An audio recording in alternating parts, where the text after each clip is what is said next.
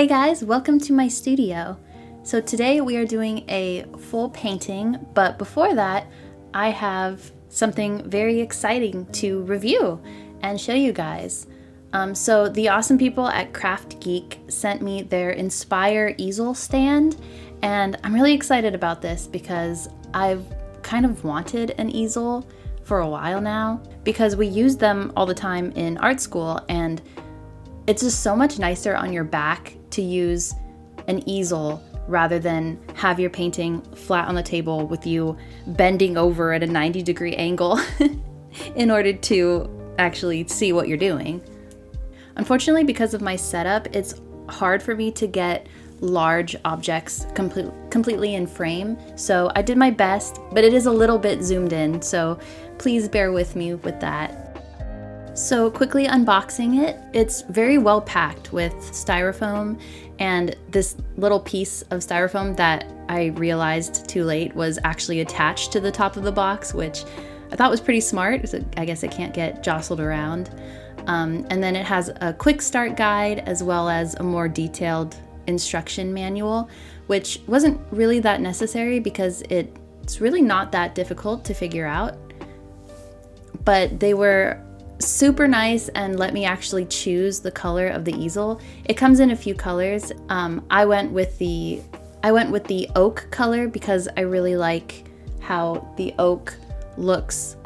I really like how that light wood looks with the light aluminum. I just think it looks really nice and bright, and it kind of matches everything else in my studio right now. So the easel itself, although it looks like it's made of wood, it's not. It's made from an aluminum alloy as well as ABS and PC, which I had to look up, and they're two different types of plastic, but it's really like durable plastic, so it's not gonna go anywhere, and it really feels heavy and like it's going to last for a while. But I thought I would mention that it doesn't actually have wood in it because it does look like it's made from wood in the pictures, but I'm pretty sure that's like either a vinyl covering around the plastic or it's printed or something like that, but it's not actual wood. So the easel is adjustable. You can change the height and it goes up to 58 inches or 147 centimeters. And it says that it supports canvas from 40 to 65 centimeters, which is like around 16 to 25 and a half inches. But I used it with my 9 by 12 inch watercolor paper for this painting, and I had no issues just laying the watercolor paper on it and working that way. Like, it didn't move around at all. So I definitely think you can use smaller either canvases or papers, just as long as it has like a wooden board to support the paper on, of course. And I did my very best to include a shot of the entire easel expanded all the way. It was really difficult for me to do because I have such a tiny studio. I say studio, it's just a small corner of the shared office between my husband and I. But it's my studio and I love it.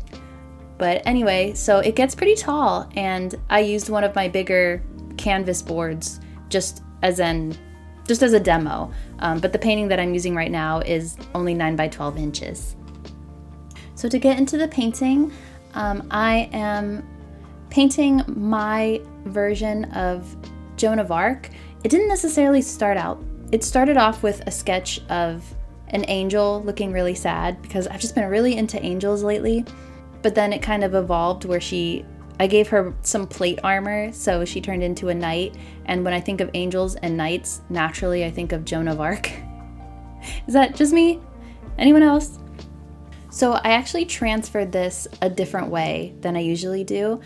Instead of using my iPad as a light box, I actually printed out the line art of this on a piece of printer paper, and then I used graphite. Like I rubbed it down with graphite, and then I flipped it over and I traced the graphite onto the watercolor paper because I'm using a watercolor paper block so that I'm not gonna have to worry about taping the watercolor paper to anything. I could just use it as is on the block, and it's not going to warp and it's not going to move around or anything like that.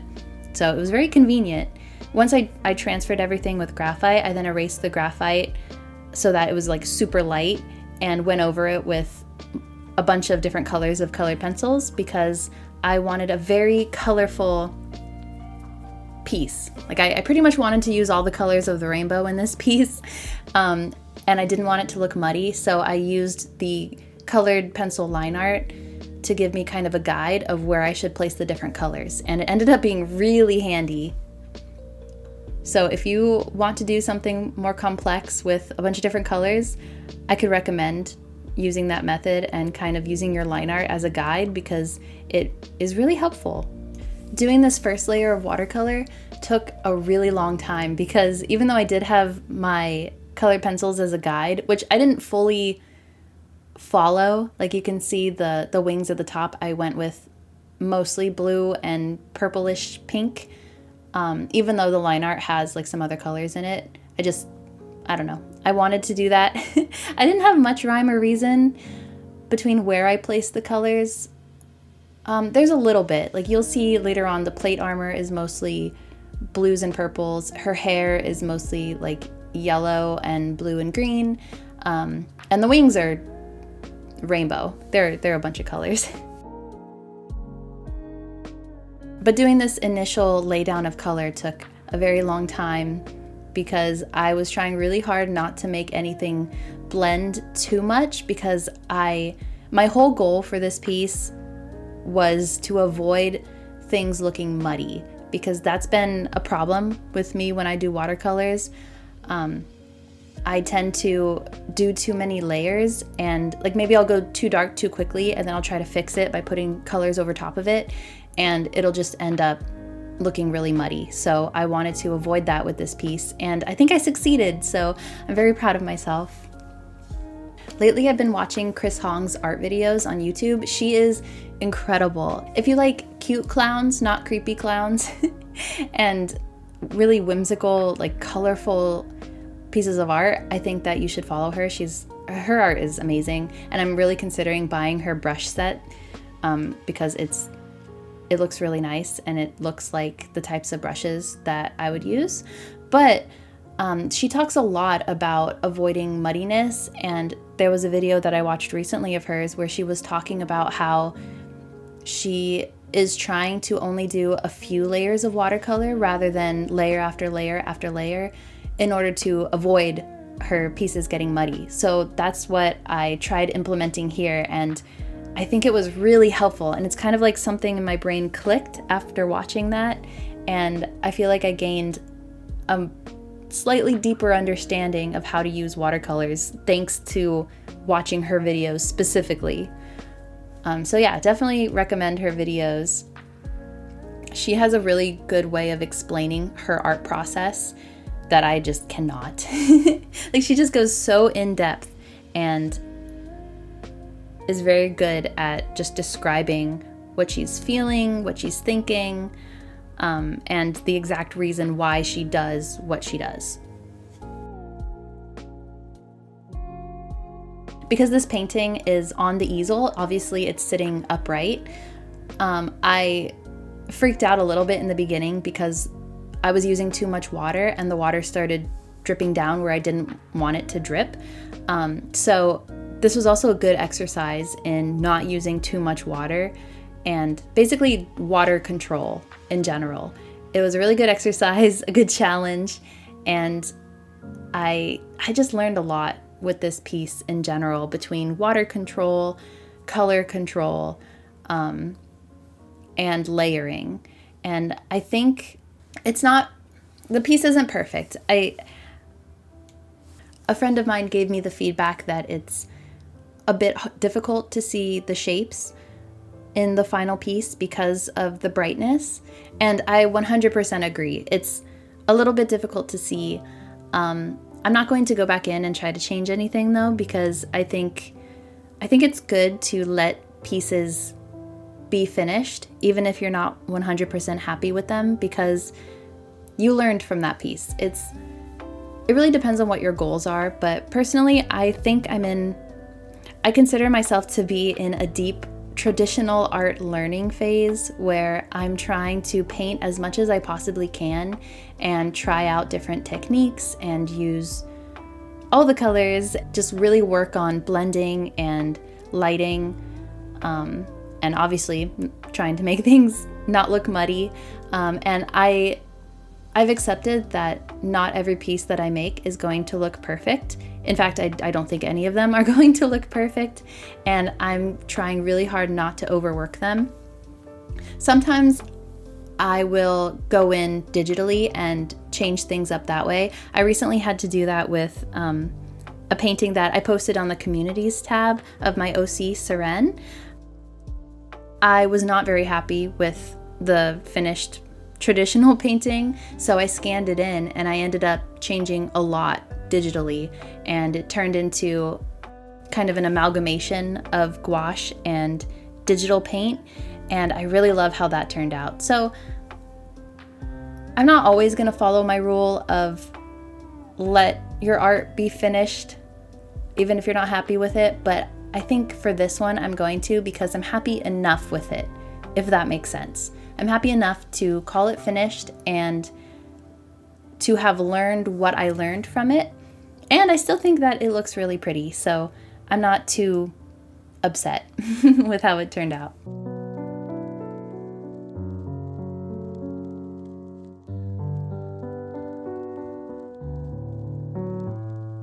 After that initial first layer, I went in with another layer and I started with her skin. And I've been having a lot of fun mixing skin tones lately. The watercolors that I used for this I used my Paul Rubens professional watercolors, and I just had so much fun with the way that they flow, and I also just really like the colors. They're obviously more limited than my Mei set because this is a 24 color set instead of a 48 color set, but the colors that I ended up using the most for the skin are the Naples Yellow and Quinacridone Maroon. I've found that using a kind of orangish yellow plus magenta just makes such a lovely lighter skin tone. And so that's what I've been using when I paint my OC Caran, and that's also what I used here. And then I added like a little bit more magenta or a little bit more Naples Yellow, depending on like the specific tone, if I wanted it to be more pinkish, like with her cheeks and her nose, or if I wanted it to be a little more on the yellow side, like near where her hands are, because that's the brighter part, and that's where like the glow of the stars that you see eventually are going to be.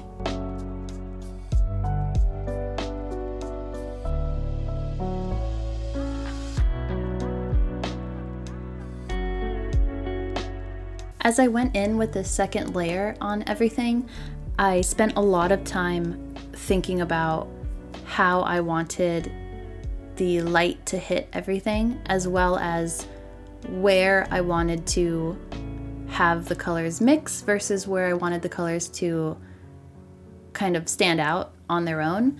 So I, surprisingly, despite there being a lot of colors, I did use a pretty limited color palette.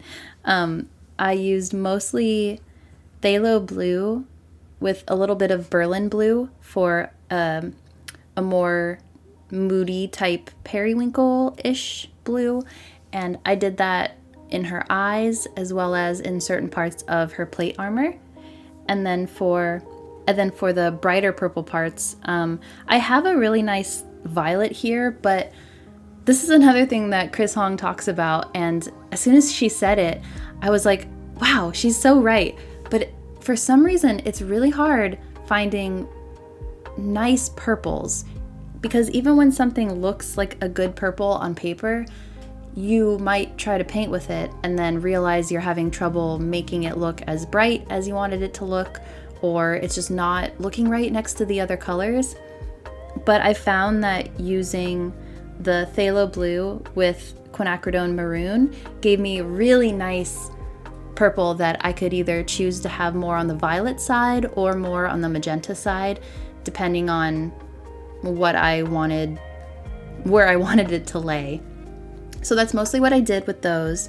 And then for the orange, it's just, I used a mix of Naples yellow and lemon yellow with the quinacridone maroon, and that created like a really gorgeous orange color.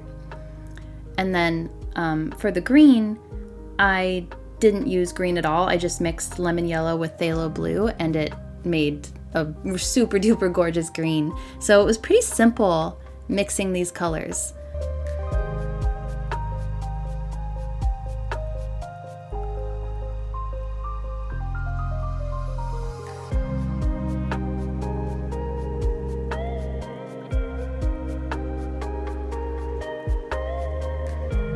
And I'm starting to see what people mean when they talk about single pigment colors, because I've seen those terms a lot in watercolor paintings in particular.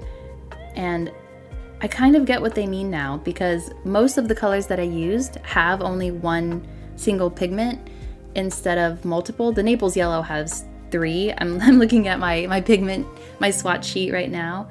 But I believe everything else that I used only has a single pigment.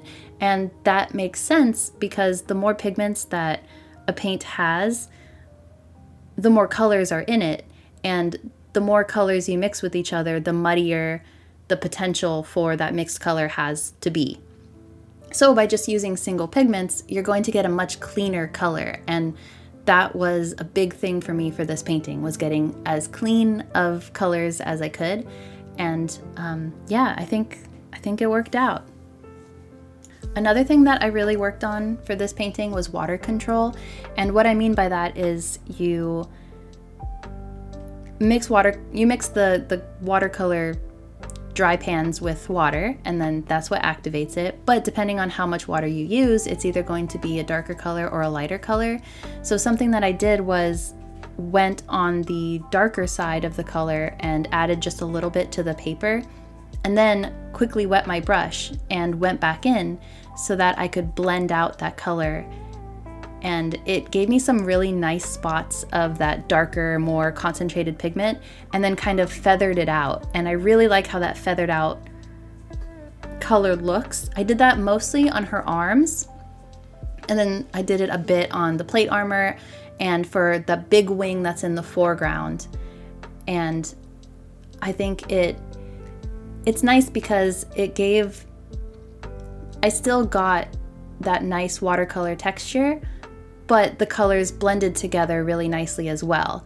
And to contrast, for the feathers, I didn't do that as much because I wanted it to look like a bunch of feathers bundled together. And by feathers, I mean the kind that's surrounding her plate armor. Because in my mind, those are like much smaller feathers and they're a lot fluffier. So I wanted a lot more of that feather texture there. So I didn't worry about blending it too much, because I actually wanted all the watercolor texture and like the brush strokes to show through.